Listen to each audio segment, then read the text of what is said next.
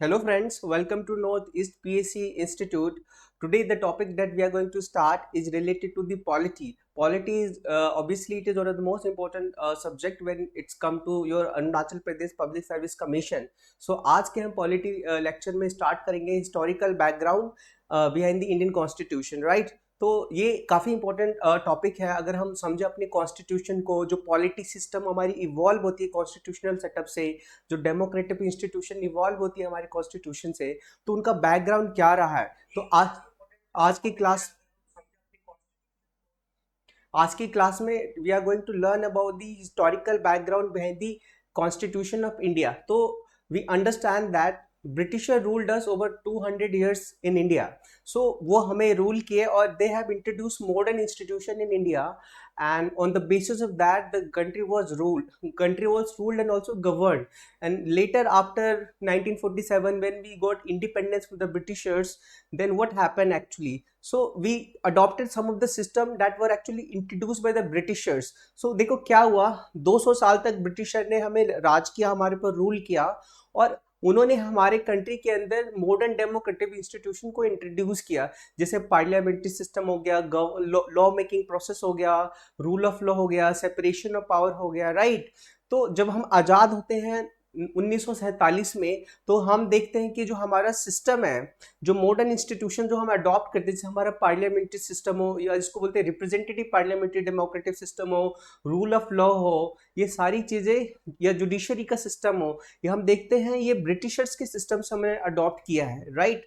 तो हमें अपनी कॉन्स्टिट्यूशन को अच्छे से जानने और समझने के लिए ये काफ़ी ज़्यादा इंपॉर्टेंट हो जाता है कि हम बैकग्राउंड को समझें कि बैकग्राउंड में क्या हिस्ट्री चल रही थी, क्या डेवलपमेंट हो रहे थे ब्रिटिशर टाइम से, जिसके बाद और जिस तरह से हमारी कॉन्स्टिट्यूशन को उन्होंने इन्फ्लुएंस किया, और कुछ पॉजिटिव चेंजेस जो वो लेके आया, जो हमने अडॉप्ट किए।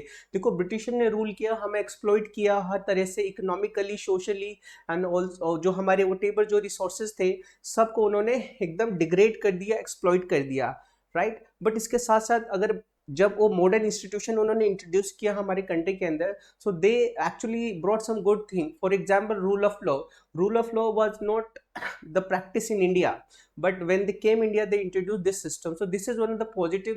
They have introduced many negative things and bad things, but at the same time उन्होंने कुछ पॉजिटिव चीज़ें भी इंट्रोड्यूस की, जैसे rule of law, representative parliamentary democratic setup, जो आज के टाइम पर हमारा पार्लियामेंट्री सिस्टम है।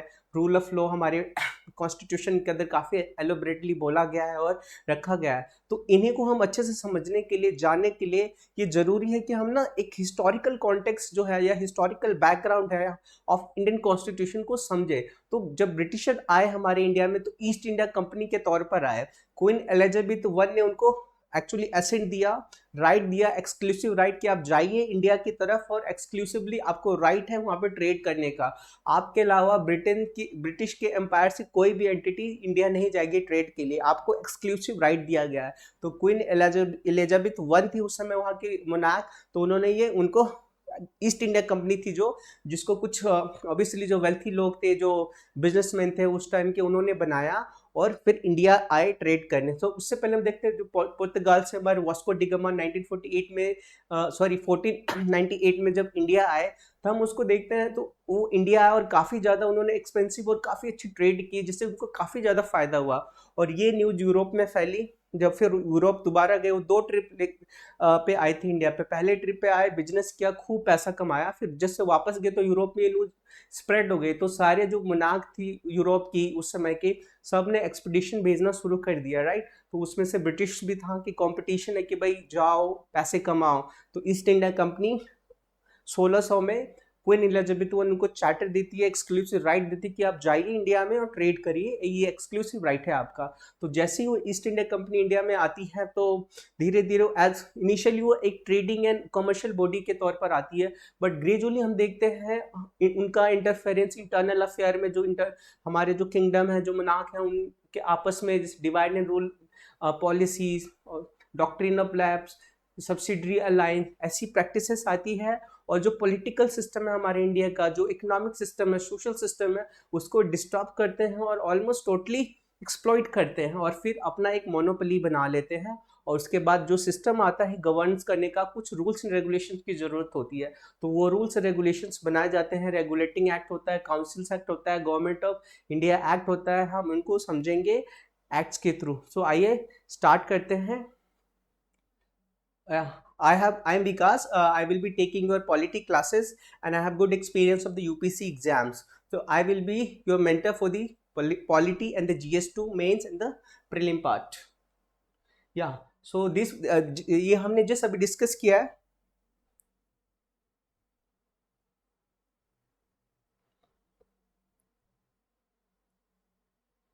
We just discussed the British came in India in 1600 as a trader. कैसे आया ट्रेडर? ईस्ट इंडिया कंपनी के फॉर्म में, ईस्ट इंडिया कंपनी EIC। तो इसको देखो, क्वीन एलिजाबेथ वन ने उनको स्पेशल चार्टर ग्रांट किया, एक्सक्लूसिव राइट हुआ ईस्ट इंडिया कंपनी का वहां पर ट्रेड करने का, राइट। इसी बीच में अगर आपको कोई भी क्वेश्चन हो, if you guys have any kind of a question, please write in the comment box. we would be happy to answer your questions, right? So please write your question if you have any doubt, or if you want to any kind of information, right? You can write in the chat box. Yeah. Next, we understand that initially it was a purely trading company, but later on it has acquired a political stature in India. So see, this is there is also in the year 1765 company which now had purely trading function obtained a दीवानी। दीवानी क्या है? दीवानी मतलब tax collect करने का rights इनको मिल गया। They fought a battle of Buxar, and you have also this was one of the most decisive battle, and after that they actually got the diwani right। diwani right मतलब tax collection का right over the revenue and the civil justice। कहाँ का? बंगाल, बिहार, उड़ीसा। सो ये काफी important provinces थे उस time के। तो ब्रिटिश को यहाँ की दीवानी राइट्स मिल गई। तो East India Company was the entity that was working here. So they started the career as a territorial power after the getting diwani of these three important provinces। So what happened that we understand in the 1857 we had a first war of independence, इसको ये भी कहा जाता है, या revolt of 1857। तो ये ऐसा रिवोल्ट था जो ब्रिटिश की जो पूरी सिस्टम थी इंडिया के अंदर उसको पूरा हिला के रख दिया।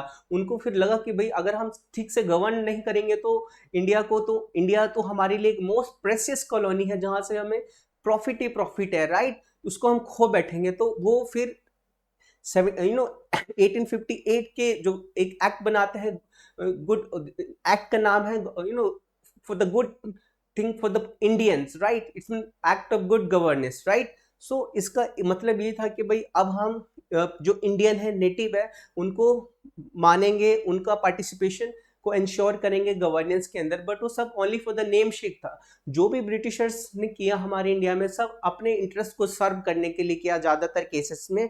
ऐसा काफी रेयर इंसिडेंट है जहां पे वो ट्रूली वो इंडिया के लिए कुछ अच्छा करना चाहते थे। और ऑब्वियसली गए तो गए, लेकिन हमें बहुत ज्यादा हमारी हालत खराब करके गए। देखिए फिर हम देखते हैं या तो ये एक्ट हम पढ़ने वाले हैं। देखिए क्रोनोलॉजिकल ऑर्डर में हम टू तरह के इंपॉर्टेंट एक्ट्स पढ़ेंगे।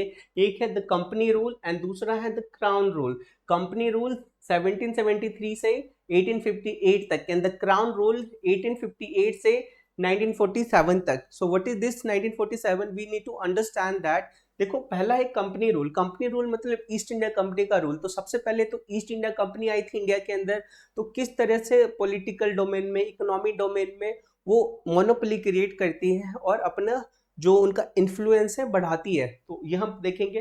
तो इस समय सिर्फ ईस्ट इंडिया कंपनी ही थी। उसके बाद 1858 में ईस्ट इंडिया कंपनी को खत्म कर दिया जाता है और टोटल मोनार्क रूल आ जाता है और इंडिया एक डोमिनियन बन जाता है ब्रिटिश का। तो हम पढ़ेंगे डिफरेंट एक्ट्स जो डेवलपमेंट हुए, इनके पीछे की कहानी। आइए स्टार्ट करते हैं। देखिए ये इंपॉर्टेंट एक्ट है। एग्जाम के कॉन्टेक्स्ट से डेफिनेटली कि इनमें से क्वेश्चंस आते हैं, चाहे आपका प्रीलिम एग्जाम हो जो जीएस पेपर 1 हो या मेंस में भी क्वेश्चंस आते हैं। तो देखिए पहला कंपनी रूल रहा कहाँ से कहाँ तक? 1773 मतलब 1773 से 1858 तक। इसमें regulating act we are going to study. Pitt's India Act 1784, Charter Act of 1833, Charter Act of 1853. So these are the initial laws on the basis of which East India Company was ruling and exploiting the political, economic and social setup of India. So उसके thereafter we are going to study these crown rule. Crown rule मतलब जो British के monarch थी, monarch of the British,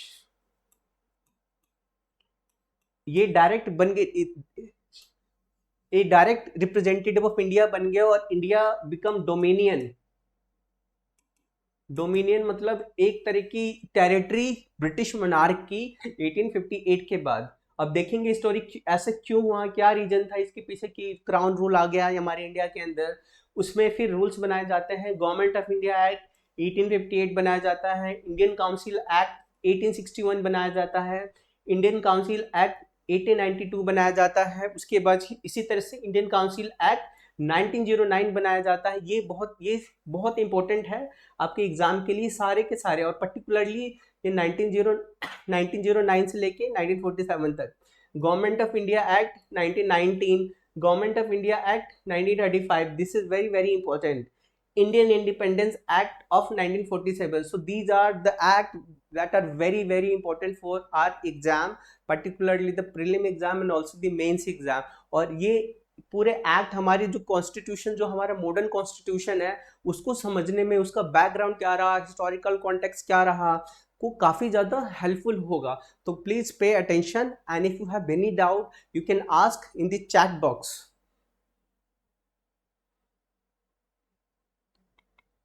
Now here comes the first act, the regulating act of 1773।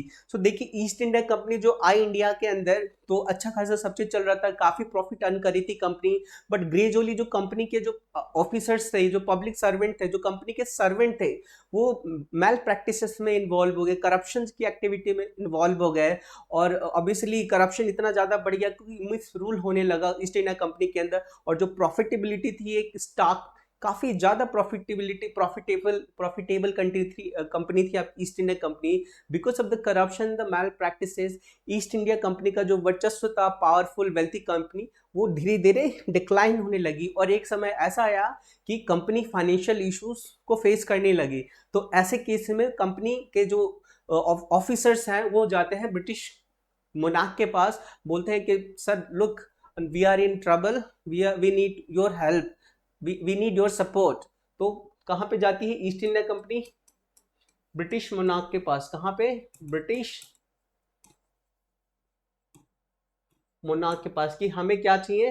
Help चाहिए, we need a help. ठीक है, financial help चाहिए, political economic help, these all help are needed to sustain. तो British government को, British actually monarch को या बोलो government को पहला ऐसा मौका मिला कंपनी को रेगुलेट करने का। तो ब्रिटिश मोनार्क ने कहा ठीक है, हम आपकी हेल्प करेंगे, हम we will help to you East India Company because you are one of our entity, but in return of that now we are going to regulate the functioning and the obviously working of the East India Company so that the companies that is ridden with the malpractices, corruption could be actually not done, could not happen.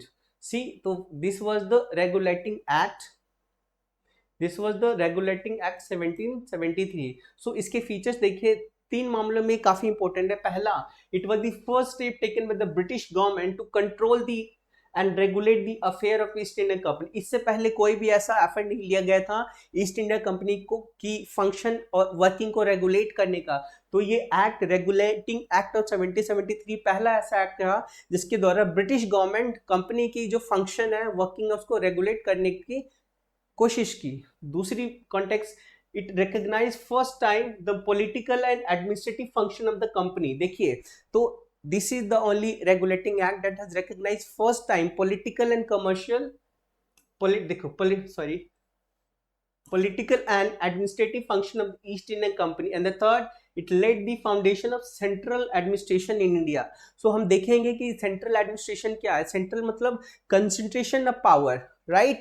जैसे हमारे, अगर हम बात करें India के अंदर, तो हमारे पास फेडरल स्ट्रक्चर है। फेडरल स्ट्रक्चर में we have a union government, we have a state government and we have a local government. But what happen, पूरी इतने बड़े इंडिया में बस एक ही सरकार रहे, प्रधानमंत्री रहे और चीफ मिनिस्टर्स ना रहे और लोकल गवर्नमेंट ना रहे, तो this system will be called central government और सेंट्रल एडमिनिस्ट्रेशन, जहां पे पावर का सेंट्रलाइजेशन है। Decentralization is a positive word, centralization is not good for a big country like India where we are having lots of diversity. So regulating act of 1773 was the first act that actually laid the foundation of central administration in India। और ये पूरा process हम आगे के acts में देखेंगे। 1833 के time पर ये कंप्लीट सेंट्रलाइजेशन हो जाता है हमारे इंडिया के, हमारे ब्रिटिश गवर्नमेंट के अंदर, जब वो India was one of the dominion of British, right?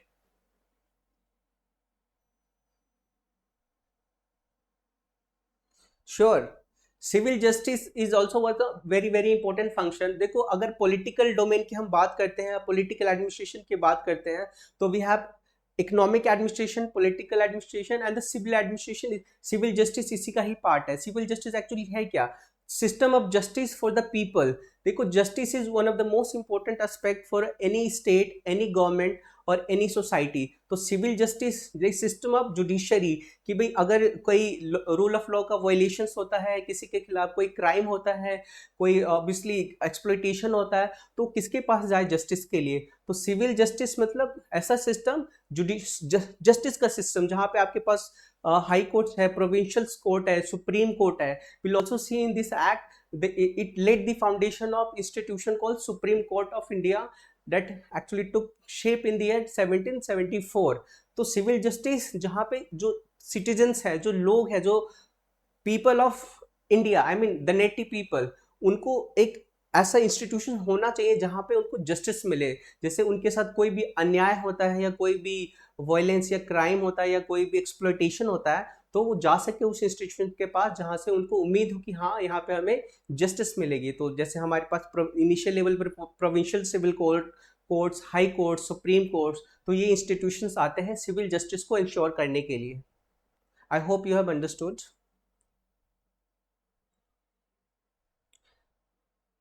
Yeah, let's understand the feature of this regulating act. This is the very important act, and many a time question are being asked from this particular act. So we need to understand the feature of this. Okay, first it designated the governor of Bengal as the Governor General of Bengal. तो देखो earlier ये इनकी position क्या थी? Governor of Bengal, but now governor general. ये showcase करता है governor has been given more power, more authority. So now he has become a Governor General of Bengal. So earlier there was institution called Governor of Bengal. Governor of Bengal को बना दिए Governor General of Bengal, मतलब उनको और authority और power और autonomy दी गई, right?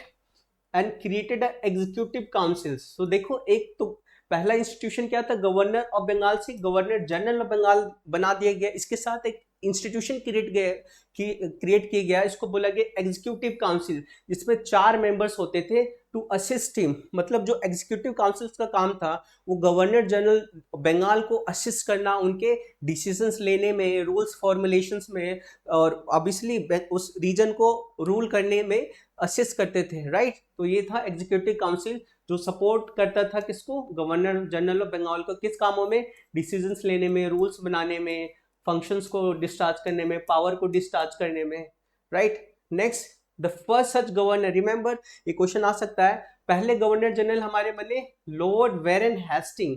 नाम याद रखिएगा, नाम इंपॉर्टेंट है।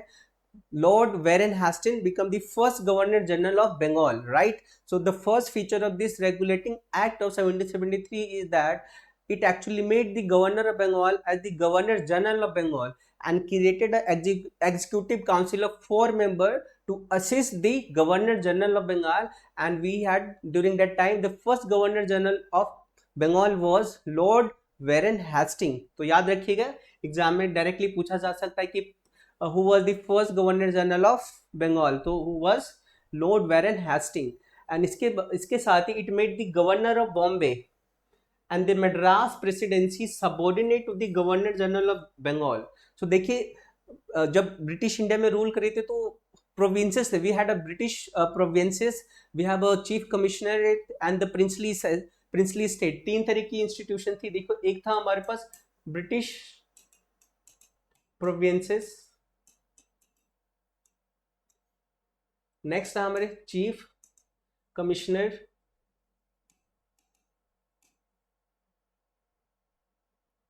And princely state. तो टोटल कुल मिला के हमारे पास आजादी के टाइम तक 11 प्रोविंसेस, 11 ब्रिटिश प्रोविंसेस हो गए थे। जैसे हमारे पास बंगाल हो गया, यूनाइटेड प्रोविंस हो गया, मद्रास हो गया, बॉम्बे हो गया, तो ये प्रोविंसेस थे। चीफ कमिश्नर जैसे हमारे पास and just we had like Daman and Nagar Haveli and this like Puducherry and princely state जहाँ पे प्रिंस राज जो किंग थे वो रूल करते थे, right. And you see what happen, तो governor of Bombay and Madras, तो बॉम्बे एंड मद्रास के गवर्नर को सबऑर्डिनेट बना दिया गया किसके, गवर्नर जनरल ऑफ बंगाल। तो जो पहले तो थोड़ा इक्वल, देखो गवर्नर ऑफ बंगाल को इक्वल पावर था governor of Madras, governor of Bombay के बराबर। बट ये जो रेगुलेटिंग एक्ट ने क्या बोला कि गवर्नर जनरल ऑफ बंगाल को काफी ज्यादा पावर दे दिया और governor of Bombay and Madras को क्या कर दिया, सबऑर्डिनेट कर दिया किसके, गवर्नर जनरल ऑफ बंगाल जो वॉरेन हेस्टिंग थे, राइट। तो this is very very important development. Next, it provided for the establishment of supreme court. देखिए कैलकाटा के अंदर सुप्रीम कोर्ट हुआ किसको, सिविल जस्टिस को एंश्योर करने के लिए कैलकाटा के अंदर supreme court at Calcutta was actually established. तो इसके साथ एक चीफ जस्टिस थे और 3 अदर जजेस थे जिनका काम था सिविल जस्टिस को एंश्योर करना। हम देखेंगे इसके कुछ लूप होल भी थे। Next important feature was it prohibited the servant of the company from engaging in any private trade or accepting present or bribe from the natives. So that is also very very important provision. जैसे हमने initially discuss किया कि East India Company was actually having some sort of financial difficulty because of the malpractices, corruptions and other kind of such bad practices. तो इस act ने, regulating act ने ये भी बोला कि जो कंपनी के सर्वेंट होंगे, जो कंपनी के लिए काम करते हैं ईस्ट इंडिया कंपनी के लिए, वो कोई प्राइवेट ट्रेड में इंगेज नहीं होंगे और किसी तरह का ब्राइब नहीं लेंगे, ताकि ये जो करप्शन वाली जो प्रैक्टिसेस है, मैल प्रैक्टिस, उसको एड्रेस किया जा सके। Next important feature, it strengthen the control of the British government over the company by requiring the court of director governing body of the company to report its revenue, civil, military affair in India. So एक और देखो, इसमें जो British government है help तो कर रही है ईस्ट इंडिया कंपनी की, लेकिन कई तरह की कंडीशनैलिटी लगा दी कि भाई तुम्हें ये करना है, किस एक्ट के थ्रू, रेगुलेटिंग एक्ट ऑफ 1773 के थ्रू। तो उन्होंने बोला कि जो कोर्ट ऑफ डायरेक्टर है, जो ईस्ट इंडिया कंपनी की गवर्निंग बॉडी है, उसका काम है हर साल जब भी ब्रिटिश गवर्नमेंट मांगे या एवरी ईयर ड्यूरेशन जो भी है, सिविल, देखिए रेवेन्यू से matter, revenue related matter, civil related matter और मिलिट्री रिलेटेड अफेयर रिपोर्ट करे किसको, ब्रिटिश गवर्नमेंट को। ये मैंडेटरी कर दिया गया, राइट, ताकि ब्रिटिश गवर्नमेंट को ये पता चलता रहे कि भाई ईस्ट इंडिया कंपनी कैसे काम कर रही है, सही तरीके से काम कर रही है, नहीं कर रही है, राइट। तो ये कुछ कंडीशनैलिटी थी। इसमें से अगर आप लोगों को, if you have any doubt, any issue in this, in the feature of this act, you can ask. Participate, you must participate. When you participate, actually you learn a lot. It also improves your confidence.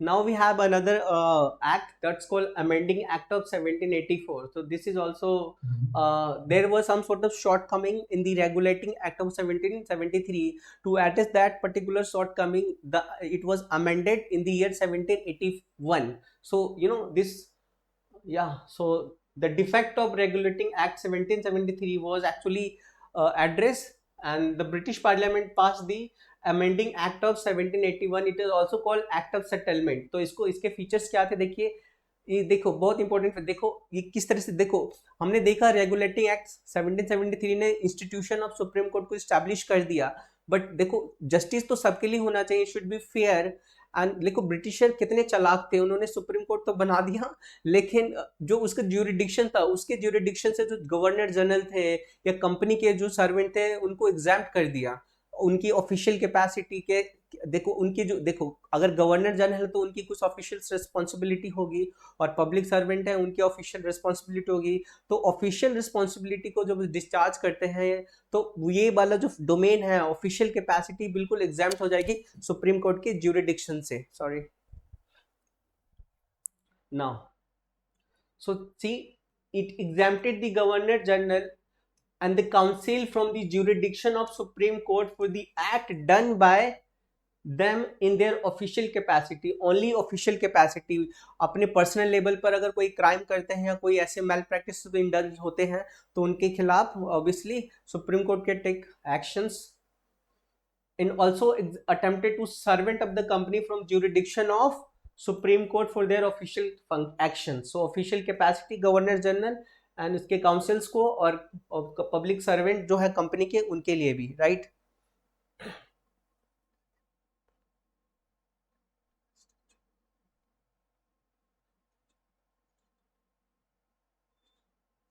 See, the fundamental difference between the political stature of princely state and the chief commissionerate is that, see, जो princely states थे, so actually during when there was British in India, so princely state were given some sort of autonomy कि आप rule करो, आप वहाँ पे king था बकायदा, there was a king and king was given some sort of autonomy to rule। और but इसके साथ ये नहीं था कि they are obviously superior than the British, no, not at all। when the British were ruling us and when India was colony of the Britishers, तो king को autonomy दी, उन्हीं किंग्स को ऑटोनॉमी दी गई थी जो ब्रिटिश की बातें मानते थे, जो ब्रिटिश की जो पूरी पॉलिसी से उसको यस बोलते थे, वो उन्हीं को ही मानते थे rather.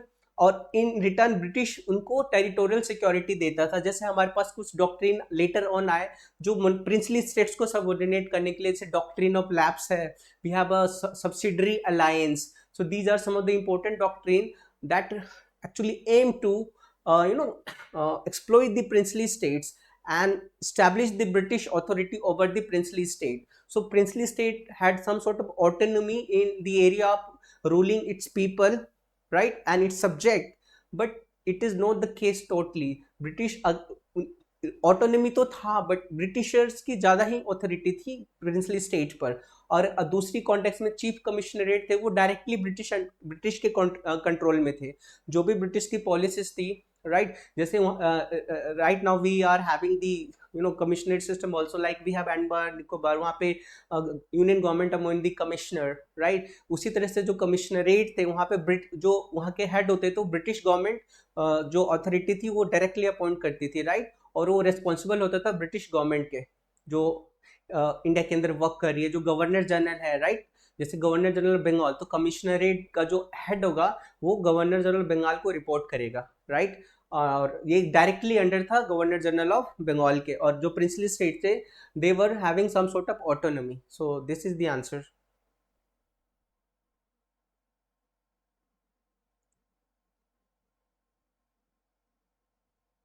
Yes you are right. Supreme court 1774 में कैलकाटा में पहली बार स्टैब्लिश हुआ था, और ये सिविल जस्टिस को इंश्योर करने के लिए ब्रिटिश लेके आए। देखो मॉडर्न इंस्टीट्यूशन, इससे पहले we didn't had a system of so called supreme court. So supreme court was one of the modern institution that was actually introduced in India by the Britishers। Later on we have adopted this feature also to ensure the civil justice। You are right, it was first time established in the Calcutta in the year 1774। Yeah, so exempted the Governor General and his Executive Council from the jurisdiction of Supreme Court। It also excluded the revenue matter and the matter arising in the collection of revenue from the jurisdiction of supreme court. So कोई भी matter जो East India Company का matter जो revenue collection से है या revenue से related है, रेवेन्यू मतलब टैक्स से रिलेटेड, फाइनेंस से रिलेटेड, उसको भी एक्सक्लूड कर दिया गया किसकी ज्यूरिडिक्शन से, सुप्रीम कोर्ट के ज्यूरिडिक्शन से। इसके साथ it provided that the supreme court was to have jurisdiction over all the inhabitant of Calcutta. It also required that the court to administer the personal law of the defendant। देखो supreme जो भी कैलकाटा के जो लोग थे जो रहते थे उस समय, वो सारे इनहिबिटेंट थे जो कैलकाटा के, वो सुप्रीम कोर्ट के ज्यूरिडिक्शन के अंदर आए। और इसके साथ एक और चीज, इसके साथ we will see one more thing, जो पर्सन देखो जो नेटिव थे उनको कैसे रूल किया जाता था। आज के टाइम पे भी हैव इंडियन पिनल कोड, अभी फिलहाल ही चेंज हो गया है, बट पर्सनल लॉ के हिसाब से जस्टिस का डिस्पेंशन होता था। हिंदूज के लिए we have a Hindu personal law, and for the Muslim we have a Muslim personal law, जो कि शरिया लॉ बोला जाता था, right. And next it laid down the appeal from the provincial court could be taken to the governor general in council and not to the supreme court। देखो एक और loop hall, supreme court is a highest institution, तो भाई appeal, देखिए देखो provincial level पे हमारे, provincial मतलब स्टेट, ब्रिटिश के टाइम पर प्रोविंसेस थे और हर प्रोविंसेस के पास अपना एक जस्टिस सिस्टम था। तो if someone is not satisfied with the verdict given by the provincial court, then that person must go to the supreme court। but this under this amending act of 1781 उन्होंने चालाकी क्या की, देखो कि भाई provincial court से कोई person अगर सेटिस्फाई नहीं है उसके जस्टिस से, तो वो सुप्रीम कोर्ट नहीं जाएगा, वो कहाँ जाएगा, गवर्नर जनरल के काउंसिल में जाएगा। गवर्नर जनरल जो वेरेन हास्टिंग है, ऑब्वियसली जो गवर्नर जनरल बंगाल वेरेन हास्टिंग, उनके काउंसिल में जाएंगे अपील करने के लिए, सुप्रीम कोर्ट नहीं जाएंगे। इसका मतलब जो गवर्नर जनरल ऑफ बंगाल है उसका इंस्टीट्यूशन सुप्रीम है, किससे सुप्रीम कोर्ट ऑफ कैलकाटा, जब उस टाइम के सुप्रीम कोर्ट से। तो गवर्नर जनरल को एक तो एग्जाम्प्ट भी कर दिया, उसके काउंसिल्स को भी एग्जाम्प्ट कर दिया, उसको सुप्रीम कोर्ट से ऊंचा इंस्टीट्यूशन बना दिया। तो only for the name shake, जो भी लेके आए आप सब अपना फायदा करने के लिए, उनका कोई भी ऐसा मतलब नहीं हुआ कि भाई इंडियंस का वेलफेयर करना है, इंडियन को अच्छी चीजें देनी है, इम्प्रूव करनी है इनकी लाइफस्टाइल, बिल्कुल नहीं।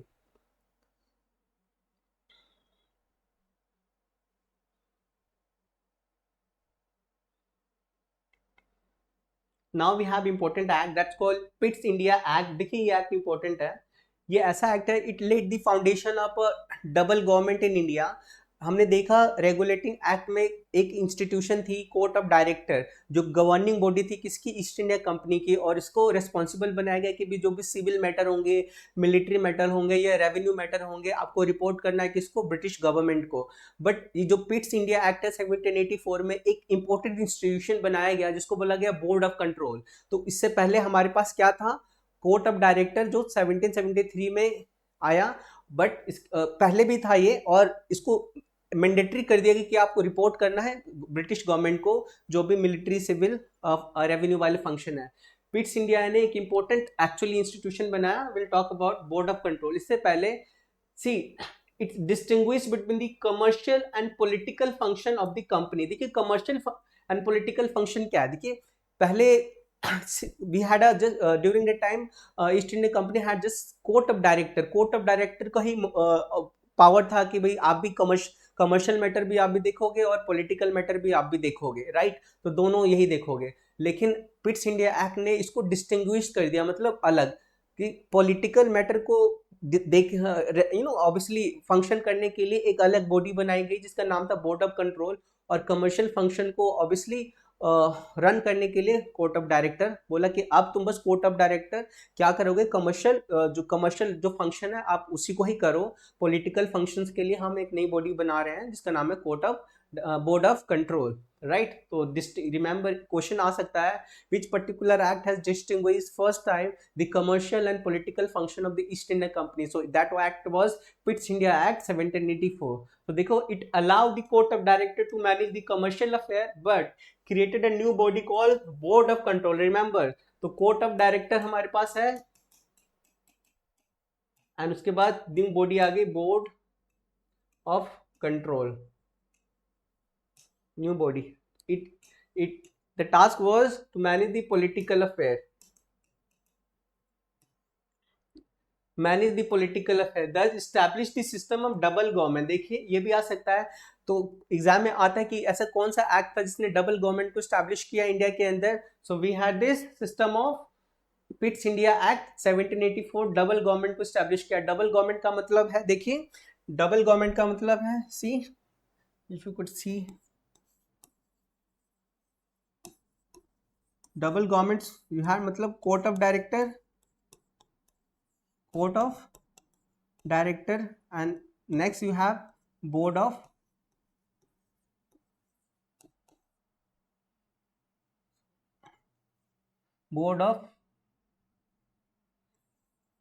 कंट्रोल। ठीक है, सो देखो you have two institution, court of director to manage the commercial affair and board of control to manage the political affair. So these two together is called double government. So this act established first time the double government in India. So this was one of the major feature of this act. Next we had this, it empowered the board of control, देखो, to supervise and direct all operation of civil, military, government or revenue of the British possession in India. तो board of control को और power दे दिया गया कि भाई, इससे पहले कोर्ट ऑफ डायरेक्टर का ही पावर था कि भाई सिविल, मिलिट्री, रेवेन्यू जो भी फंक्शन है इसे रिलेटेड आप रिपोर्ट करोगे ब्रिटिश गवर्नमेंट को, लेकिन बोर्ड ऑफ कंट्रोल को इस एक्ट में दिया गया। नाउ अब कोर्ट ऑफ डायरेक्टर नहीं करेगी क्योंकि कोर्ट ऑफ डायरेक्टर अच्छे से काम नहीं करती, हम उस पर ट्रस्ट नहीं कर सकते, तो बोर्ड ऑफ कंट्रोल जो उन्होंने बनाया उनको ये रेस्पॉन्सिबिलिटी दे दी गई कि जो भी सिविल, मिलिट्री, रेवेन्यू, रेवेन्यू मतलब टैक्स से रिलेटेड, सिविल मतलब लोगों के रूल्स एंड रेगुलेशन से रिलेटेड, मिलिट्री मतलब ऑब्वियसली सोल्जर से रिलेटेड, तो जो भी इससे मामले होंगे वो गवर्नमेंट ऑफ ब्रिटिश को रिपोर्ट करेगी, बोर्ड ऑफ कंट्रोल, ना कि कोर्ट ऑफ डायरेक्टर। नेक्स्ट, सो एक और, this act first time the company territory India were first time call the British possession. So company की जो भी टेरिटरी थी इंडिया के अंदर उसको पहली बार बोला गया ब्रिटिश पोजेशंस की, मतलब ब्रिटिश के कंट्रोल में है। ईस्ट इंडिया कंपनी ने वॉर लड़ी, लड़ाइयाँ लड़ी, कैप्चर किया एरिया और मार्केट उस इंडिया के अंदर, फिर उनके पास टेरिटरी आई। तो पिट्स इंडिया एक्ट 1784 बोलते कि it was a act that with the first time company territory was called British position, मतलब ब्रिटिश की property. And second, the British government was given the supreme control over the company affair and administration in India. British government को supreme control दे दिया गया east Indian company को manage करने के लिए। तो ये एक्ट कौन सा है? इस एक्ट के feature regulate, पिट्स India Act 1784, it first time distinguished the commercial and political function of the company. It created a new body called board of control to manage the political affair. Later on it board of control को ज्यादा power दिया गया civil matter को, military matter को, revenue matter को related जो भी affair होगा उसको रिपोर्ट करने के लिए ब्रिटिश गवर्नमेंट को। इसके बाद एक और चीज देखते हैं, जो हमारे पास जो इंस्टीट्यूशंस है ब्रिटिश गवर्नमेंट की, इनको सुप्रीम पावर दिया गया कि जो आपका है ईस्ट इंडिया कंपनी का जो मैनेजमेंट है, जो रेगुलेटिंग है, वो सुप्रीम कंट्रोल किसके हाथ में चला गया? ब्रिटिश गवर्नमेंट के हाथ में। और ऑब्वियसली कंपनी की टेरिटरी को बोला गया ब्रिटिश पोजीशन, याद रखिएगा। तो ये थे हमारे कुछ इंपॉर्टेंट फीचर्स पिट्स इंडिया एक्ट 1784 के। अगर आपको कोई डाउट है तो आप चैट बॉक्स में टाइप करिए।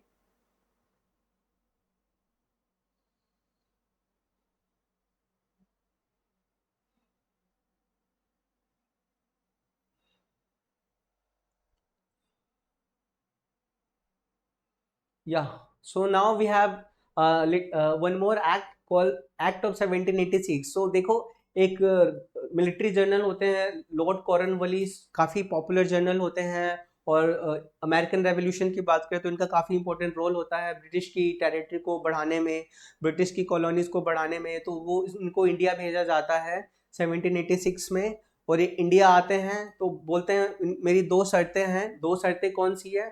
पहली, he should be given a power to override the decision of his council in special cases. दूसरी, he would also be the commander in chief. ठीक है, तो दो शर्तें हैं। इन दोनों शर्तें क्योंकि काफ़ी ट्रस्टफुल और काफ़ी क्रेडिबल होते हैं, और ब्रिटिश का जो एम्पायर है उसको एक्सपेंशन में काफ़ी इंपॉर्टेंट रोल रहता है, तो इनकी ये शर्तें इजीली मान ली जाती हैं। हम देखते थे कि जो गवर्नर जनरल था उसका काउंसिल, एग्जीक्यूटिव काउंसिल बनाया गया था 4 मेंबर का, जो एड एंड एडवाइस करती थी गवर्नर जनरल को। बट कॉर्नवालिस ने बोला कि भाई मेरे को इतनी पावर होनी चाहिए कि जो काउंसिल डिसीजन लेगी, एग्जीक्यूटिव काउंसिल, पूर्ण काउंसिल मतलब governor general and executive council, उस डिसीजन को मैं ओवरराइड कर दूं, और मुझे कमांडर मिलिट्री का कमांडर इन चीफ भी बनाया जाए। तो ये बातें मान ली गई उनकी। ये क्यों मान ली गई? कि उस समय ब्रिटिश इंडिया के अंदर कई सारे वॉर, जैसे we have Mysore war, British East India Company was fighting war with many Indian native rulers, like we had a Mysore war, they were fighting with the French was also one of the France was also one of the actually power that came India, and they were fighting, so there was need of strong military.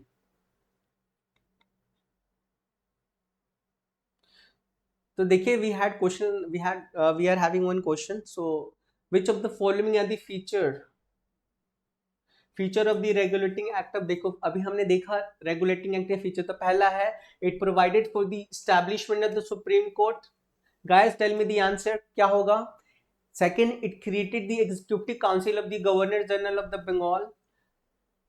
Next, it made the governor of Bombay Madras presidency subordinate to the governor general of Bengal. And the last, it established the board of control for managing the political affairs. So guys, give the answer of this question.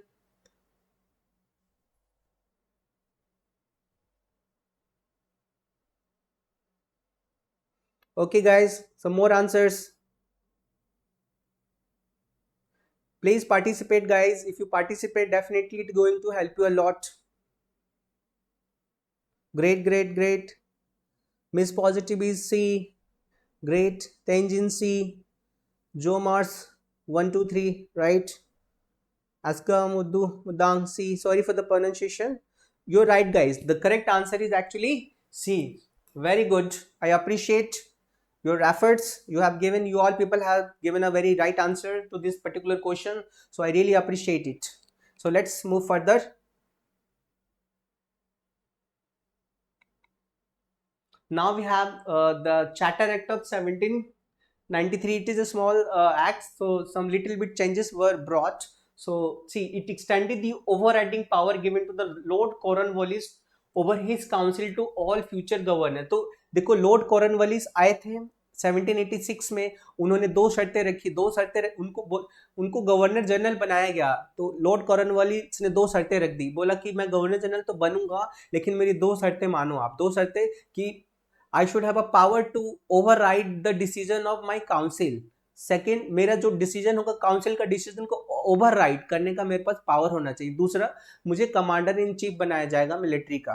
तो बातें मान ली गई. और 1793 में देखते हैं यही बातें, जो ओवरराइडिंग पावर जो कॉर्नवालिस को मिला, वो फर्दर फ्यूचर के जो गवर्नर जनरल के लिए भी लागू कर दिया गया कि जो भी फ्यूचर के गवर्नर जनरल बनेंगे उनको भी पावर होगा, वो भी अपने काउंसिल के डिसीजन को ओवरराइड कर सकते हैं.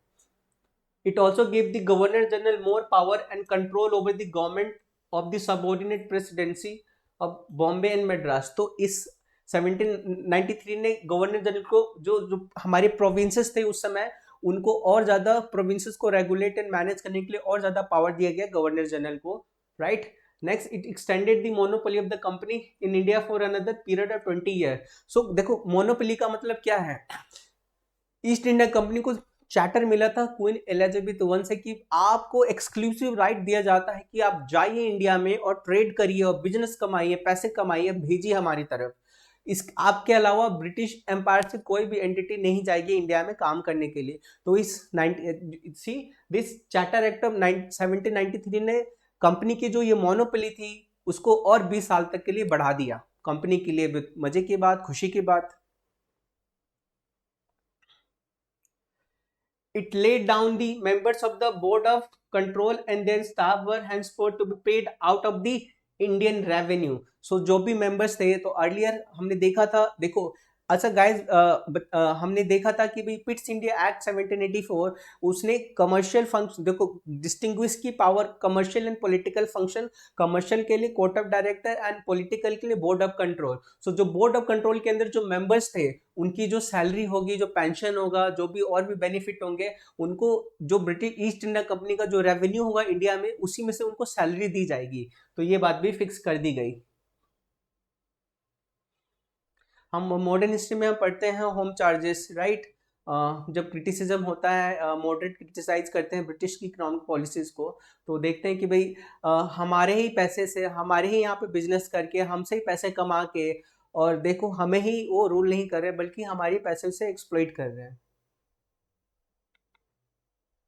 देखो we had, and this is one of the background behind the next particular act. So देखिए Napoleonic war in the year 1803 से 1815 तक, तो Napoleon was not happy with the British empire because they were the rival of each other. तो Napoleon जब आया Europe के अंदर, काफी पावरफुल एंटिटी बन के उभरा, और ब्रिटिश के लिए जो ब्रिटिश की मोनोपोली होती थी यूरोप के अंदर, सो कॉल्ड पैक्ट ब्रिटानिका, उसको ये खत्म करने की कोशिश की। तो इसने एक सिस्टम लेके आया जिसको बोला गया बर्लिन डेक्रीन और या कॉन्टिनेंटल सिस्टम। देखो इसका मतलब क्या था, जो भी ब्रिटिश एम्पायर है या ब्रिटिश का जो सब्जेक्ट है या ब्रिटिश के जो बिजनेसमैन है या जो ट्रेडर है जो यूरोप में ट्रेड कर रहे हैं, वो अब ट्रेड नहीं करेंगे। और ब्रिटिश सब्जेक्ट के लिए, मतलब ब्रिटिश के ट्रेडर हो या बिजनेसमैन हो या ब्रिटिश का कोई भी सब्जेक्ट हो, उनके लिए यूरोप में ट्रेड करना बैन कर दिया गया कि भाई ब्रिटिश एम्पायर का कोई भी आदमी, कोई भी बिजनेसमैन या कोई भी हो, वो यूरोप में ट्रेड नहीं कर सकता, बिल्कुल नहीं करेगा। तो इसको बोला गया कॉन्टिनेंटल सिस्टम, जो नेपोलियन लेके आया। ये क्यों लेके आया, इसका मतलब था कि भाई ब्रिटिश को वीक करना है, वो राइवल है मेरा, and I have to make sure that British couldn't actually become so powerful than me, right? So that was also one of the story behind the background. It was just like a background story behind the successive act. तो देखिए पहले उस समय, इससे पहले क्या था, जो ब्रिटिशर ट्रेडर थे पूरे यूरोप में घूम घूम के ट्रेड करते थे, हर जगह आना जाना था। अब नेपोलियन ने तो ये कॉन्टिनेंटल सिस्टम लेके आया और इसको बैन कर दिया। तो फिर जो ब्रिटिश सब्जेक्ट से, जो ब्रिटिश ऑब्वियसली जो ट्रेडर्स है, वो चले गए दौड़ते हुए ब्रिटिश गवर्नमेंट के पास और बोला देखो क्या कर दिया नेपोलियन ने बंद कर दिया हमारा ट्रेड, अब हम कैसे गुजारा करेंगे, हम कैसे कमाएंगे, हमारा बिजनेस कैसे चलेगा। तो कई सारे बिजनेसमैन को, ट्रेडर को पता था कि भाई इंडिया में काफी अच्छी बिजनेस कर रही ईस्ट इंडिया कंपनी, काफी पैसा है इंडिया में बिजनेस करने पे, काफी प्रॉफिट है। तो वो रिक्वेस्ट करने लगे किससे, ब्रिटिश गवर्नमेंट से, कि हमें भी हमें भी मौका मिलना चाहिए, हमें भी बोलिए, हमें भी दीजिए परमिट, ताकि हम भी जाए इंडिया के अंदर और ट्रेडिंग एक्टिविटी करें। क्यों ट्रेडिंग एक्टिविटी के लिए उनको परमिशन लेना पड़ा, क्योंकि एक्सक्लूसिव राइट दिया गया था किसको, ईस्ट इंडिया कंपनी को। क्वीन एलिजाबेथ वन ने only east India company trade करेगी इंडिया के साथ, और कोई एंटिटी नहीं करेगी ब्रिटेन की। लेकिन अब कॉन्टिनेंटल सिस्टम की वजह से जो ब्रिटिश ट्रेडर थे वो ट्रेड नहीं कर पा रहे थे यूरोप में, और इंडिया के बारे में तो पूरे यूरोप में पता था कि भाई कितनी प्रेशियस कॉलोनी, कितना प्रॉफिट है बिजनेस इंडिया जाने का। India was one of the most precious colony of the British actually, right. तो रिक्वेस्ट की ब्रिटिश ट्रेडर ने ब्रिटिश गवर्नमेंट को कि हमें अब मौका मिले, हमें परमिट दीजिए इंडिया में जाए ट्रेड करे। तो ब्रिटिश ने बोला ठीक है हम सोचते हैं। तो ये उन्होंने सोचा, और जो नेक्स्ट एक्ट है उसमें उन्होंने कुछ चेंजेस किए। तो इसके बाद जो एक्ट आता है हमारे पास 1813 आता है, वो कुछ इंपॉर्टेंट चेंजेस लेके आता है। ये कुछ बैकग्राउंड था जो समझना जरूरी था। अगर आपको कोई डाउट है तो आप पूछ सकते हैं।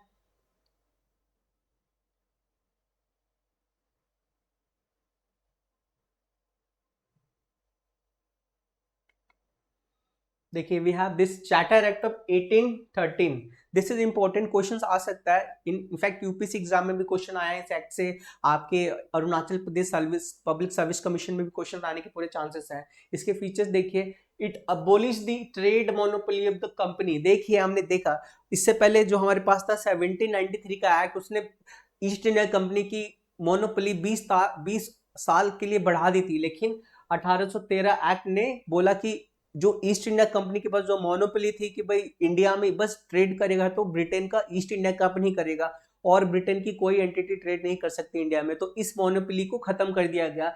दो ही चीजों में ट्रेड को रखा गया, ईस्ट इंडिया कंपनी की मोनोपोली दो ही चीजों में रखा गया। एक पहले था trade in T and trade with China, trade in T in India, and दूसरा ट्रेड विथ चाइना। बस इन दो ही चीज में मोनोपोली छोड़ी गई ईस्ट इंडिया कंपनी की। मतलब ईस्ट इंडिया कंपनी जो अपना ट्रेड है ना टी में कर सकता है, इसकी मोनोपोली है। और दूसरा it can do trade with China. बाकी सब फील्ड में, बाकी सब दूसरे एरिया में कोई भी ब्रिटिश का एंटिटी आके इंडिया में ट्रेड कर सकता था। क्यों, हमने देखा नेपोलियन की कॉन्टिनेंटल सिस्टम की वजह से ये मोनोपोली रद्द की गई ईस्ट इंडिया कंपनी की इंडिया के अंदर। तो ये बैकग्राउंड था। सो देखिए, Indian trade was thrown open to all British merchant. Next, it continued the monopoly of the company over the trade in tea. I just mention it continued the monopoly of the East India Company in trade in tea and trade with China. दो याद रखेगा। It asserted the sovereignty of the British Crown over the company's territory in India. Again, British government has asserted its claim that east India company तुम्हारी जो भी territory है, जो तुम्हारा जो भी यहाँ पे हिसाब किताब है, सब ब्रिटिश का है। Next, it allowed the Christian missionary to come to India for the purpose of enlightening the people. देखिए, they British were very shrewd, so they when they came India, they had a notion of white man burden. White man burden की लिए भी British, we are superior race than the native so-called Indian. So you Indian are subordinate.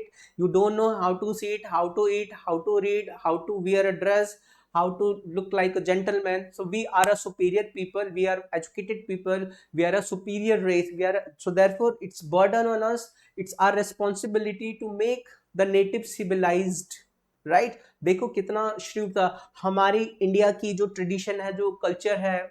Obviously we are one of the most ancient country in the world, and see the kind of culture heritage that we are having. It's remarkable. और इतनी पुरानी historic ancient civilisation को वो आके सीधा question करते हैं कि तुम्हें आता नहीं, खाना नहीं आता, बैठना नहीं आता, ये सारी चीजें हमारे अपने कल्चर को सबऑर्डिनेट कर देते हैं वो. ठीक है, व्हाइट मैन बर्डन के नाम पर we are on civilizing mission. तो ये एक आयरनी की बात है और इसका इम्पैक्ट आज भी हम देख सकते हैं. तो देखो 1813 चार्टर एक्ट ऑफ 1813 ने क्रिश्चियन मिशनरी को अलाउ किया कि आप जाइए और इंडिया के अंदर जो कॉल एक सिस्टम है एजुकेशन का, इंग्लिश एजुकेशन का सिस्टम, क्रिश्चियनिटी को स्प्रेड करना है, इन सब चीज़ों पे काम करिए. It provided for the spread of Western culture among the inhabitant of the British territory in India. It authorized the local government in India to impose taxes on person. They could also punish the person for paying tax.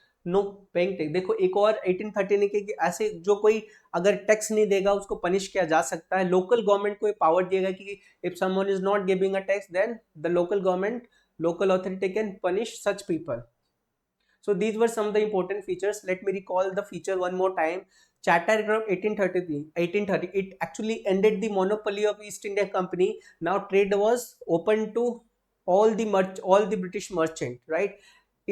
Christian missionary, it was given permission to the Christian missionary to enter into India. That was also one of the important reason. The monopoly of East India Company was continued in two things only: trade in tea and trade with China. So these were some of the important features. See, the Western education was introduced. So-called English education was it was just initiation. It also granted sum of 1 lakh rupees for the education, the primary education system in India. So it laid the foundation of English medium education system in India.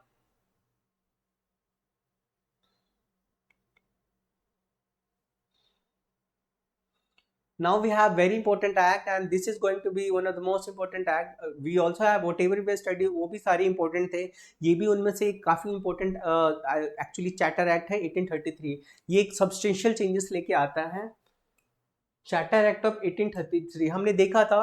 Regulating Act, we have seen that Regulating Act of 1773 actually laid the foundation of central administration in India, and this Charter Act of 1833 led the process of complete centralization in India. So with the Charter Act, with the Regulating Act of 1773, it actually made the Governor of Bengal as a Governor General of actually Bengal. But this Charter Act of 1833 actually made Governor General of Bengal to Governor General of India. So अब बहुत बड़ी territory, पहले बंगाल के ऊपर ही थे governor general, अब India के governor general बन गए. तो दिखा देता है बहुत पावरफुल एंटिटी बन गई ब्रिटिश government यहाँ पे, right? So see here, it made the Governor General of Bengal as the Governor General of India. ये शो करता है. देखो बंगाल एक छोटा स्टेट, यहाँ पे गवर्नर जनरल ऑफ इंडिया एक बड़ी एंटिटी. तो ये शो करता है कि एक ब्रिटिश किस तरह से कितनी पावरफुल एंटिटी बन गई 1833 तक. काफ़ी पावरफुल एंटिटी, काफ़ी टेरिटरी उन्होंने कैप्चर कर लिया लड़ाई लड़के. अपनी so called divide and rule policy, subsidiary alliance, doctrine of lapse, इस तरह की पॉलिसीज लाके काफ़ी ज़्यादा टेरिटरी और काफ़ी पॉलिटिकल, इकोनॉमिक एंड पावर को उन्होंने एक्वायर किया इंडिया के अंदर. सो इंस्टीट्यूशन देखिए कैसा बढ़ जाता है. गवर्नर जनरल ऑफ बंगाल से गवर्नर जनरल ऑफ इंडिया बन जाता है, राइट? याद रखिएगा. And vested him all civil and military powers. जो भी सिविल एंड मिलिट्री पावर है आप किसके पास होगी? गवर्नर जनरल ऑफ इंडिया के पास होगी. So this act created first time government of India having authority over the entire territorial possessed by the British in India. So जो भी इंडियन टेरिटरी थी poses कर रखी है ब्रिटिश ने इंडिया के अंदर, उन सब के ऊपर किसकी अथॉरिटी हो जाएगी? गवर्नर जनरल ऑफ इंडिया की अथॉरिटी हो जाएगी. एंड ऐसे पहले गवर्नर जनरल ऑफ इंडिया हमारे बने Lord William Bentinck. Guys remember, this is important. First governor general of Bengal. Can anyone tell who was the first governor general of Bengal? Please write in the chat box who was the first governor general of Bengal. Guys, right, I'm waiting for your response.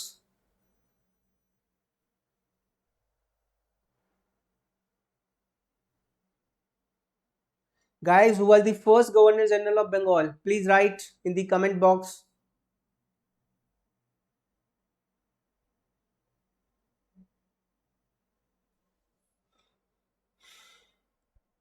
Okay.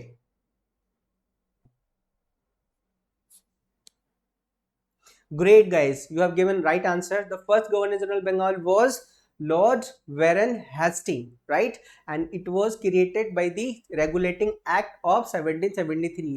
And with the Charter Act of 1833, we had a first Governor General of India. And who was the first Governor General? Lord William Lord William Banting. Remember the name? Lord William Banting was the first Governor General of India.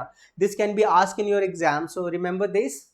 The first Governor General of India was Lord William Banting. And one more thing, deprived the governor of Bombay and Madras of their legislative power. देखो legislative power का मतलब होता है laws बनाने का power. जो provinces थे उनके पास authority थी कुछ laws banana was important to rule the actually people. तो जो हमारे provinces थे, Bombay provinces and Madras provinces, काफी उस समय हमारे पास एक्चुअली 3 इंपॉर्टेंट प्रोविंसेस थे, बंगाल, बॉम्बे एंड मद्रास. बंगाल को तो हमने देखा कितना इंपॉर्टेंट बन गया जब बंगाल को गवर्नर जनरल ऑफ एक्चुअली वो बना दिया गया बंगाल. उसके बाद हम देखते हैं कि जो बॉम्बे प्रोविंसेस है, जो मद्रास प्रोविंसेस है, इनकी जो लेजिस्लेटिव पावर थी उसको डिप्राइव कर दिया, उसको छीन लिया गया, स्नैच कर लिया गया उनके गवर्नर जनरल से कि आप जो जो प्रोविंसेस हैं मद्रास की, बॉम्बे, आपके पास लेजिस्लेटिव पावर नहीं होगी. अब लेजिस्लेटिव पावर बॉम्बे के लिए भी मद्रास के लिए भी कौन लॉ बनाएगा? Governor general of India, right. तो ये इंपॉर्टेंट है. देखिए डिप्राइव दी, ये भी शो करता है कंप्लीट सेंट्रलाइजेशन ऑफ पावर. देखो सेंट्रलाइजेशन पहले क्या कि स्टेट के पास भी पावर है, सेंटर के पास भी पावर है, लोकल गवर्नमेंट के पास भी पावर है. बट ये देखिए जो स्टेट थी उस समय, ब्रिटिश की स्टेट्स, बॉम्बे, मद्रास, इनसे पावर छीन ली गई और पावर किसको दे दी गई? गवर्नर जनरल को. समझो तो इनको president. The governor general of India was having exclusive legislative power. देखो किसके पास रहा only exclusive legislative power? Only governor general of India was having the exclusive legislative power, right? So this also indicate the complete centralization and the powerful entity in the form of institution as the governor general of India. So important. The law made under this previous act were called regulations. इससे पहले जो law बनते थे उनको regulation बोला जाता था, but इस एक्ट के बाद जो लॉ बनाया ब्रिटिशर्स ने उनको बोला गया acts. It also ended the activity of East India Company as the commercial body which become purely administrative body. तो हमने देखा 1833 में ईस्ट इंडिया कंपनी की मोनोपोली खत्म कर दी गई, बस trade in T and trade in China को छोड़ के. लेकिन 1833 ने ये भी नहीं छोड़ा, ईस्ट इंडिया कंपनी का सारा ही कमर्शियल पावर, सारा ही कमर्शियल रेस्पॉन्सिबिलिटी फंक्शंस को खत्म कर दिया और ईस्ट इंडिया कंपनी बस एक प्योरली एडमिनिस्ट्रेटिव बॉडी बन के रहेगी.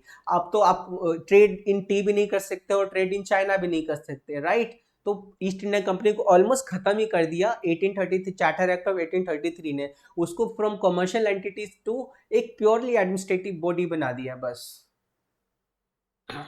It provided that the company territory India were held by interest of His Majesty, his heirs and successors. जो भी ईस्ट इंडिया कंपनी की टेरिटरी होगी, प्रॉपर्टी होगी, वो जो ब्रिटिश का मोनार्क होगा वो उनका होगा या उनके सक्सेसर्स के होंगे, right. So these were some of the important provision in case of the Charter Act of 1833. Remember some of the important function, some of the important feature of this act. So this Charter Act of 1833 actually first time actually made the Governor General of Bengal as the Governor General of India. And पहले Governor General of India कौन बने? Lord Warren, which tell? William Bentinck. Lord William Bentinck was the first Governor General of India, right? And thereafter, absolutely right. now and thereafter we also see it also ended the monopoly, it also ended the you know East Indian Company as a commercial entity, and now it has just become a purely administrative body. So that is also very very important, and it actually deprived the from the legislative power of provinces of Bombay and the Madras, and the Governor General of India was having the exclusive power in the domain of legislation, right?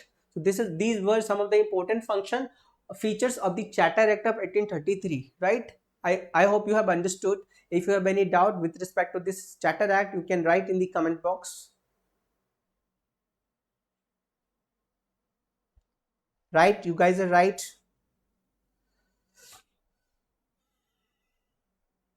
One more question, guys. Try to answer this question. Which particular act has actually laid the foundation of double government in India?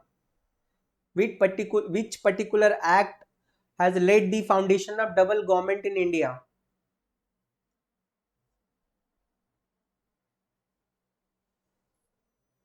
Can anyone answer this question? ऐसा कौन सा act था British government का जिसने double government system India के अंदर introduce किया? Option मैं आपको देता हूँ, रेगुलेटिंग एक्ट ऑफ 1773 या पिट्स इंडिया एक्ट ऑफ 1784, इन दोनों, या we have 1813 charter act of 1813. So इन तीनों में से कौन सा एक्ट था जिसने डबल गवर्नमेंट को इंडिया के अंदर इंट्रोड्यूस किया? Again giving the option, regulating act of 1773 and Pitt's India Act 1784 and charter act 1813. Tell me guys, इन तीनों में से कौन सा आंसर होगा?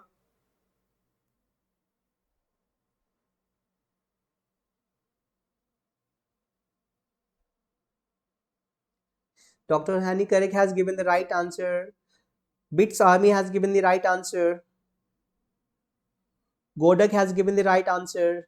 Miss Positive has given the right answer. Yes, guys, you people are right. Your answer is right. So, Pitt's India Act 1784 has actually laid the foundation of double government in India. How? So earlier it was having the court of director, but now it has created a new body. A new body was called Board of Control. Okay, and it was given more power than the court of director. And it also, let's revise the Charter Act of Pitt's India Act 1784. So it distinguished the commercial and political function of the company. For the commercial function, court of director, and for the political function, we had during that time board of control, and board of control was given more power and given responsibility to report the revenue, military, civil function to the British government. So these were some of the important function of that particular act. Now I hope this clear to you.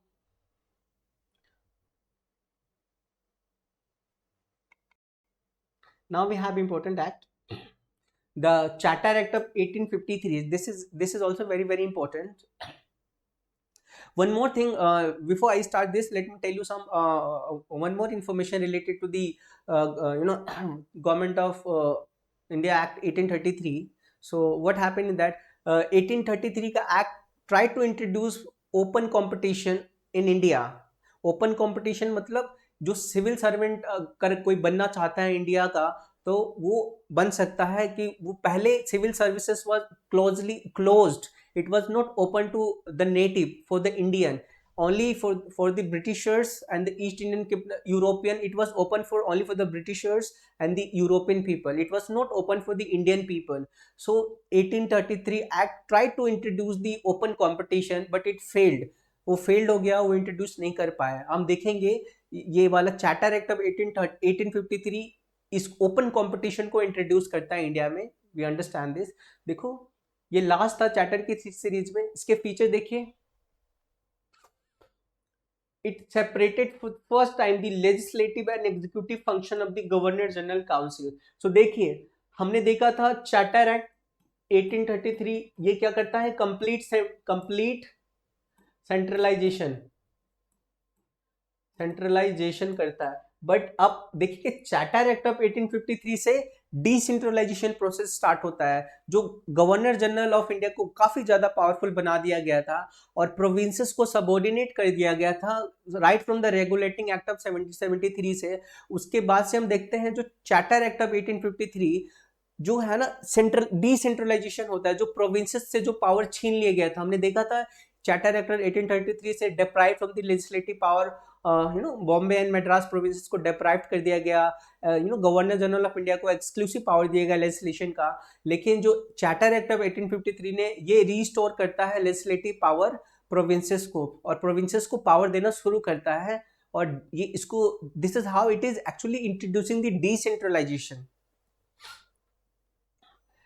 Yeah, देखो, it separated first time the legislative and executive function of the governor general. It provided for addition of 6 new member called legislative councillors to the council, right? So देखिए, जो governor general पहले क्या था भाई, उनके पास complete centralisation था, लेकिन इस एक्ट ने जो उनका ऑब्वियसली जो लेजिस्लेटिव पावर है, एग्जीक्यूटिव पावर है, उसको क्या किया, सेपरेट किया, और छह नए मेंबर, 6 नए मेंबर को ऐड किया। किस, उनको बोला गया लेजिस्लेटिव काउंसिलर्स।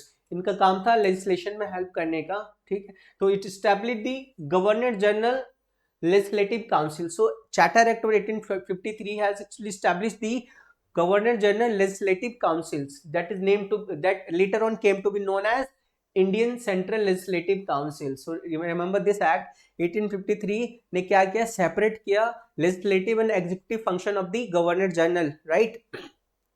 एंड 6 नए मेंबर ऐड किए गए गवर्नर जनरल की काउंसिल में, और इसको बोला गया governor general legislative council, lately Indian central legislative councils, that's right.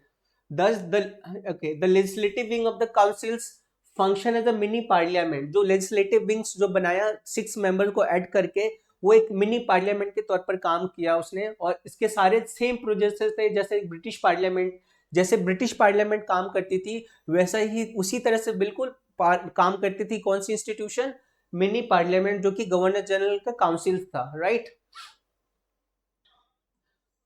And thus the legislation first time was actually started a special function of the government requiring special machinery and special ये 1853 ने ensure किया, ऐसी पहली बार हुआ कि भाई जो law बनाने का जो काम होगा वो गवर्नमेंट का काम होगा, फर्स्ट टाइम ऐसा आया। It also introduce open competition system, ये सिस्टम याद रखिएगा, ये इंपॉर्टेंट है। ओपन कॉम्पिटिशन, हमने जैसे बात की कि इससे पहले जो इंडियन थे उनको, उनके लिए जो सिविल सर्विसेज था ब्रिटिश का, ईस्ट इंडिया कंपनी को, वो बैन था कि वो नहीं, they were not allowed to be a part of civil services of the Britishers. But this act has introduced open competition. There was a protest and the people, especially हम देखेंगे अगर historical background देखें तो हम देखेंगे जो moderate थे हमारे, जो दादा भाई नौरोजी है, फिरोज शाह मेहता है, they were constantly demanding to the Britishers to allow the Indian to participate in the civil services and become a district collector and district commissioner. तो प्रेशर था, और ऑब्वियसली ब्रिटिश की जो नीतियाँ थी, डिवाइड एंड रूल, ऑब्वियसली उस basis पर ये नहीं करते। तो उन्होंने 1853 में ओपन कंपटीशन सिस्टम लेके आया, मतलब जो नेटिव है now they can fill the form of this British civil services and they can qualify this exam, they can prepare and they can qualify. और हम देखते हैं आगे कई सारे हमारे जो फ्रीडम फाइटर थे, चाहे हमें सुभाष चंद्र बोस हो, अरविंदो हो, हमारे इन लोगों ने सिविल सर्विस को क्वालिफाई किया और रूल किया, but they were again the civil service, the British civil services was not intend to benefit the native Indian, rather it was just to serve the interest of the Britishers, so they resigned from the services. So open competition, it introduced the open competition system, selection and recruitment of civil servant. The covenanted civil services was thus thrown open to Indian also. देखो, you remember Macaulay committee को introduce किया गया। Macaulay committee का काम था भाई, it was also called the Committee on Civil Services, was appointed 1853 में Macaulay committee appoint हुई। 1854 में इसका काम था कि जो सिस्टम होगा जो इंडियन का रिक्रूटमेंट का, उसको उसके लिए रूल्स बनाना, रेगुलेट करना और रूल्स बनाना, right. Third, it extended the company rule and allow it to retain the position of Indian territory as a trust of British crown. So next देखिए क्या है कंपनी की जो extended the company rule allow to retain the position of the Indian territory in the trust of crown, British crown. जो भी property थी east India Company की और ब्रिटिश अथॉरिटी की इंडिया के अंदर, वो सारा ब्रिटिश क्राउन के नाम से जाने लगा। Next, it introduce first time local representation, ये भी इंपॉर्टेंट है. It introduce first time two thing, open competition system. Next, local representation in the Indian central legislative council. देखें तो हमारे जो इंडियन सेंट्रल लेजिस्लेटिव काउंसिल जो गवर्नर जनरल का, उसमें इंडियन रिप्रेजेंटेशन पहली बार अलाउ किया. सो देखो 6 new legislative members of the governor general जो काउंसिल में थे, उसमें से 4 member were appointed by the local provincial government और Madras, Bombay, Bengal and Agra.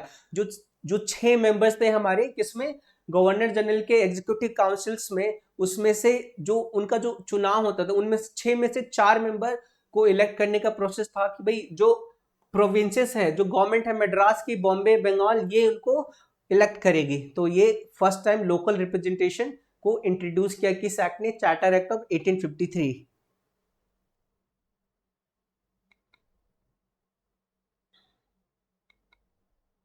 Guys, we have one more question. Which act can be credited as the final step of centralization of government in India? So guys, we have this question. I want you to answer.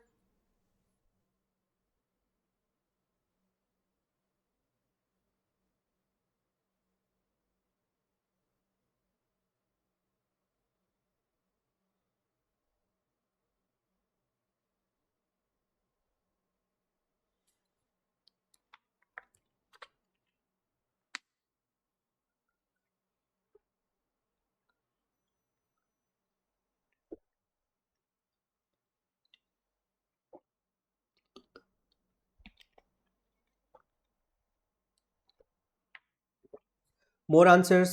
Want some more answers?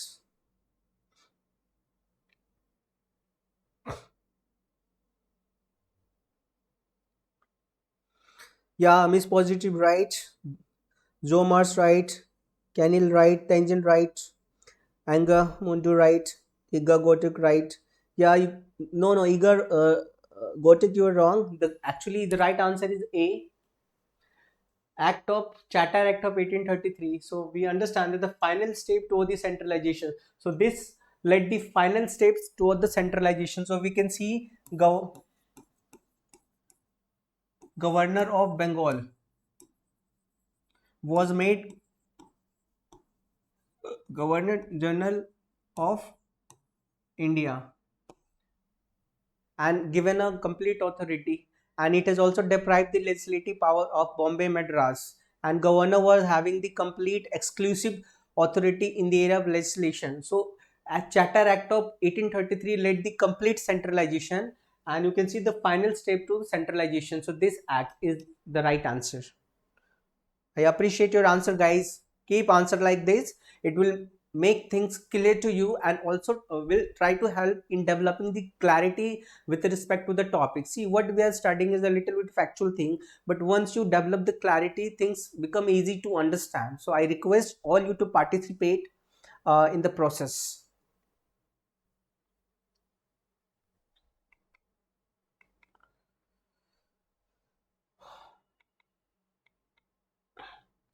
Now let's understand some of the background behind the next successive act. So अभी तक हमने देखा 1833 तक की story देखी, फिर 1853 की देखी जिसने first time open competition, local government को इंट्रोड्यूस किया, लोकल रिप्रेजेंटेशन को इंट्रोड्यूस किया, गवर्नर जनरल काउंसिल में 6 नए मेंबर अडेप्ट हुए, और local representation in the contact जो 6 में से 4 मेंबर को बॉम्बे, मद्रास, जो प्रोविंसेस थे वो उनको इलेक्ट करेंगे. तो लोकल रिप्रेजेंटेशन की बात है. अब देखिए 1857 की रिवोल्ट होती है. वी हैड 1857 रिवोल्ट, जिसको फर्स्ट वॉर ऑफ इंडिपेंडेंस भी बोला जाता है, जिसने ब्रिटिश की सत्ता को झकझोर के रख दिया. मंगल पांडे आप लोगों ने नाम सुना होगा जिन्होंने रिवोल्ट किया, और लार्ज नंबर में फार्मर्स, आपके ट्राइबल कम्युनिटी, सब लोगों ने प्रोटेस्ट किया जो ब्रिटिश की एक्सप्लोइटेटिव पॉलिसीज थी, political exploitative policy, economic and social exploitative policy. People were not happy, so they protested, and this finally resulted in the revolt of 1857, जिसमें मंगल पांडे का काफ़ी इंपॉर्टेंट रोल रहा है, और भी दूसरे रूलर थे. और इसी के साथ साथ हम देखते हैं इस, हालांकि लड़ाई काफ़ी भयंकर था, बट लास्ट में ब्रिटिशर ही जीते इस लड़ाई में. और इसके बाद जो मुगल एम्पायर, जो लास्ट मुगल एम्पायर थे बहादुर शाह जफर, उनको बंदी बना लिया गया, उनको रंगून भेज दिया गया, और इस तरह से मुगल एम्पायर का खात्मा हो जाता है. और जैसे ही मुगल एम्पायर का खात्मा होता है तो ब्रिटिश बन जाती है sole powerful supreme entity in India, इससे ऊपर कोई नहीं। तो मुगल एम्पायर गए, the background revolt of 1857, Bahadur Shah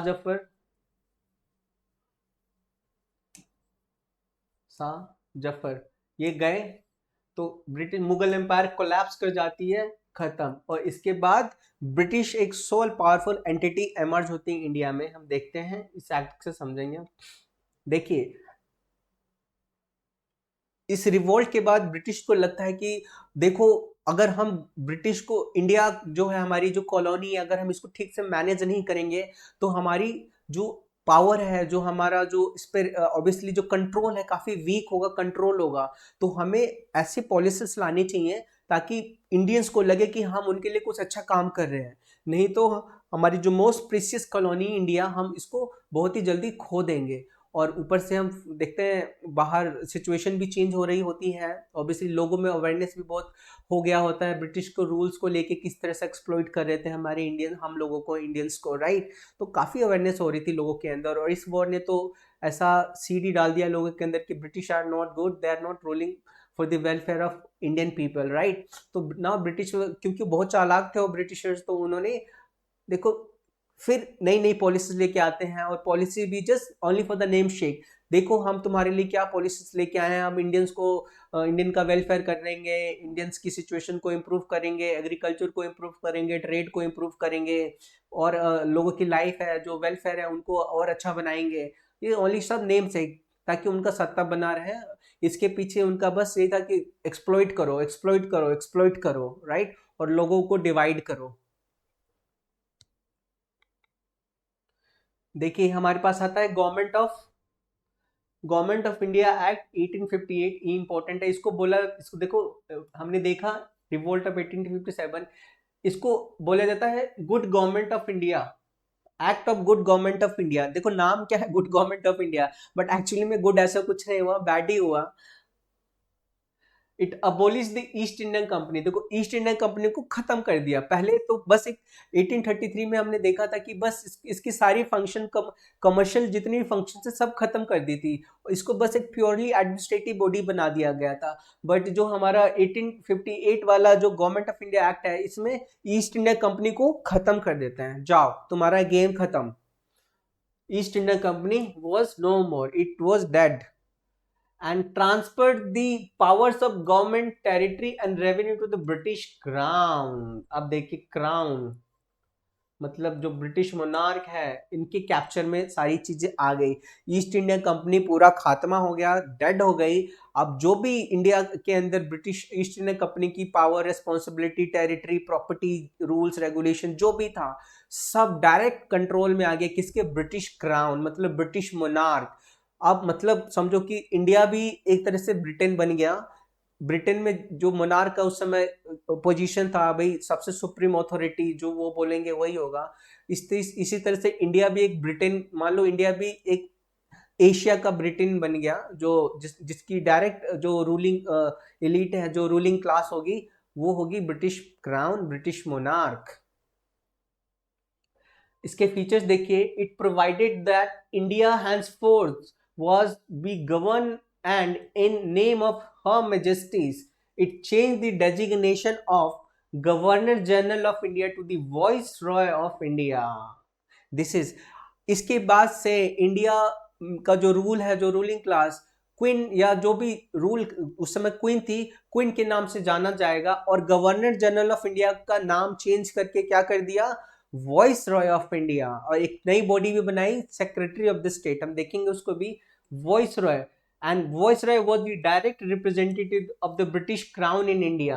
तो देखो, remember the fact, governor general of India को बनाया, नया नाम दिया voice Roy of India, and voice Roy was the direct representative of British monarch in India. And Lord Canning पहले गवर्नर, पहले वॉइस रॉय ऑफ इंडिया बने, राइट। तो गाइज वन मोर टाइम, या तो remember the first governor general of India, first governor general of Bengal, William Bentinck when, and next we have here In this case, we also studied the Charter Act of 1833. First Governor General William Bentinck, and here the first Viceroy is the Lord Canning. Lord Canning. He has become the first Viceroy of India.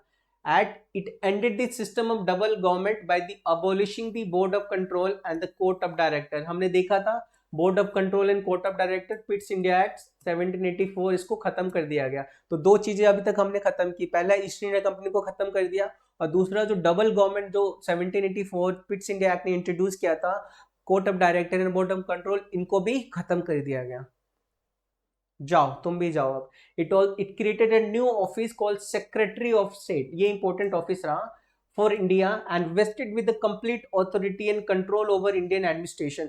तो उन्होंने दो important office बनाई, viceroy of India and secretary of state. Secretary of state को काफी ज्यादा power दिया गया, complete authority and control over Indian administration, and secretary of state was a member of British cabinet and was responsible ultimately to the British parliament.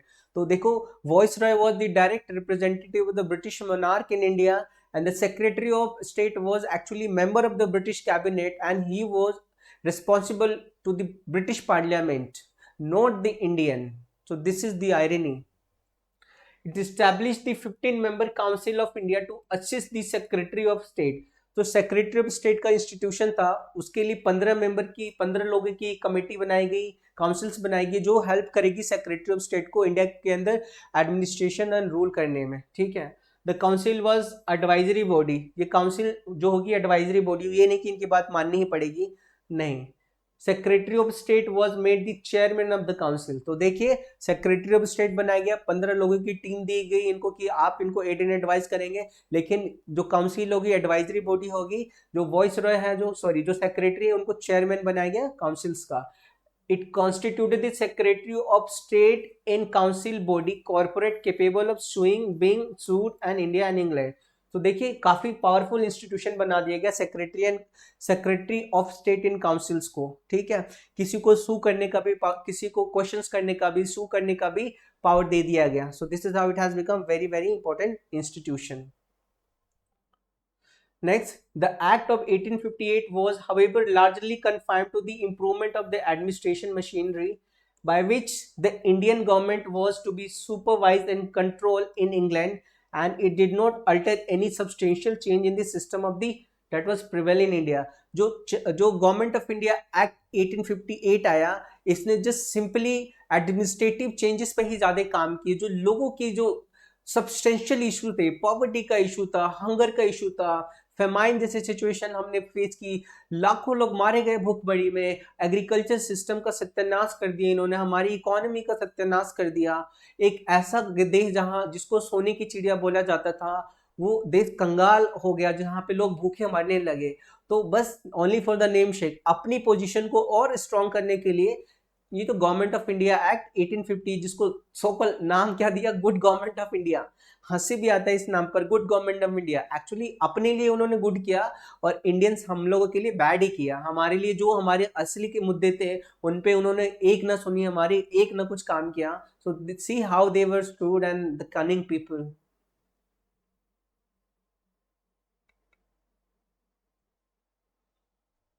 So now we are ending here. We'll from next class tomorrow, yes, we'll complete the remaining important act, guys.